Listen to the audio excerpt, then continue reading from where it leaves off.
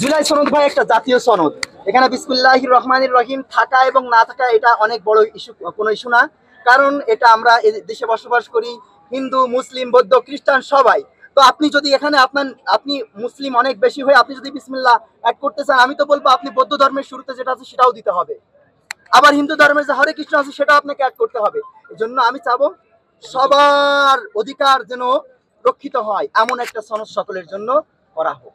কে জাতীয় নাগরিক পার্টি আজকে সংসদের সামনে দাঁড়িয়ে জুলাই যোদ্ধারা মার খাবে, রক্ত ঝরাবে, নিহত হবে, আহত হবে? কে জাতীয় নাগরিক পার্টি? সর্বশেষ এসে দেখলাম ওটা বলতেছেন যে আমরা 100 আসনে প্রার্থী দিব।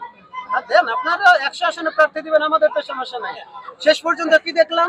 পিঠ বাঁচানোর জন্য, নিজেদের সেভ এক্সিটের জন্য বলেন, নিজেদের আত্মসম্মানের জন্য ওনারা বিএনপি থেকে সবুজ সংকেত নেওয়ার জন্য ব্যস্ত, ওনারা অন্য দলের সাথে যাওয়ার জন্য ব্যস্ত।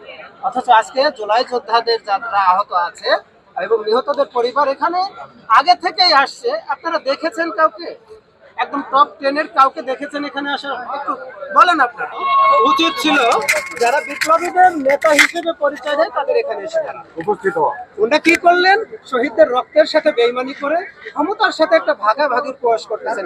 এই দলের সাথে যাবেন, সেই দলের সাথে যাবেন, সব দলের সাথে যাবেন, শুধু বিপ্লবীদের সাথে আসবেন। আইন উপদেষ্টার প্রতি বলবো, ইউনূস সাহেবের কাছে বলবো যে এই উপদেষ্টা পরিষদ পুনর্গঠন করতে হবে। এই অধ্যক্ষ উপদেষ্টা পরিষদ আমরা পুনর্গঠন চাই। যারা চিন্তা ভাবনা করতেছে তাদেরকে লিস্ট করা হোক, তাদেরকে বাদ দিয়ে উপদেষ্টা পরিষদটা দক্ষ, বিজ্ঞ, অভিজ্ঞ এবং দেশপ্রেমিক লোকদেরকে দিয়ে উপদেষ্টা পরিষদ পুনর্গঠন করা হোক এবং দেশের শান্তি শৃঙ্খলা ফিরিয়ে আনার উদ্যোগ নেওয়া হোক।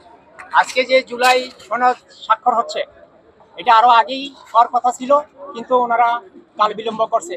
আমরা এখনো দেখছি, এখনো জুলাই যোদ্ধাদের আহতদের কোনো চিকিৎসা হয় নাই, এখনো হাসপাতালে অনেকে কাতরাচ্ছে, অনেকে মানবতার জীবন যাপন করছে।